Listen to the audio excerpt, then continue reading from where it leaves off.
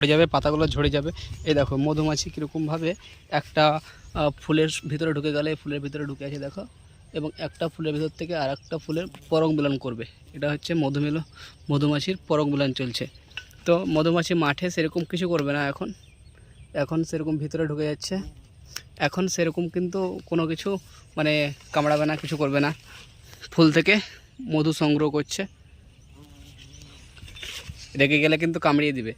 আমরা দেখতে পাচ্ছি এবার ডাইরেক্টলি একটার সঙ্গে আর একটা এখন মিশ্রণ হচ্ছে, পরাগ মিলন হচ্ছে। এই পরাগ মিলনের জন্যই কিন্তু ফল হচ্ছে। যদি এই মধুমাছি যদি মাঠে না থাকে তাহলে কিন্তু একটাও ফল হবে না। একটার সঙ্গে আর একটা ফুলের সঙ্গে কানেকশান করছে। প্রত্যেক দেখো সঙ্গে সঙ্গে এখন 5-6টা ফুলের করে দিল। তো দেখতে খুব ভালো লাগছে, কিন্তু একটু ভয়ও লাগছে। যদি কামড়িয়ে দেয় তো সারা রাত জ্বলে মরবো, সারাদিন তো মরবো, রাতেও মরবো। কেমন দেখো একটার সঙ্গে একটা শুধু খালি ঢুকে পার হয়ে যাচ্ছে, মানে ওর কাজ এইটাই। অনেকগুলো মধুমাছি আছে এবং এই ভিতরে ঢোকা যাবে না এখন মধুমাছির জন্য।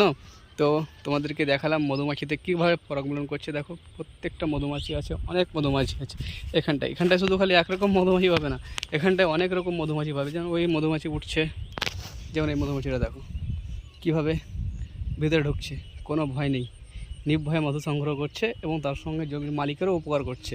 এই মধুমাছি যদি না থাকে না তাহলে একটা ফুলেরও কিন্তু ফল হবে না।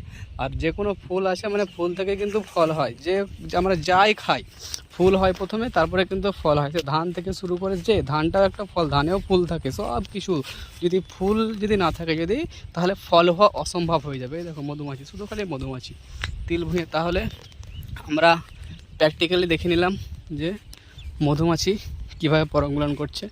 এরপরে আমরা তিল তো জানলাম, আমরা তিল যখন কাটা হবে, মাড়া হবে, মেরে সামান্য এখান থেকে যেগুলো হচ্ছে ফল, এগুলো ফল, এই ফল থেকে তিল বার হবে।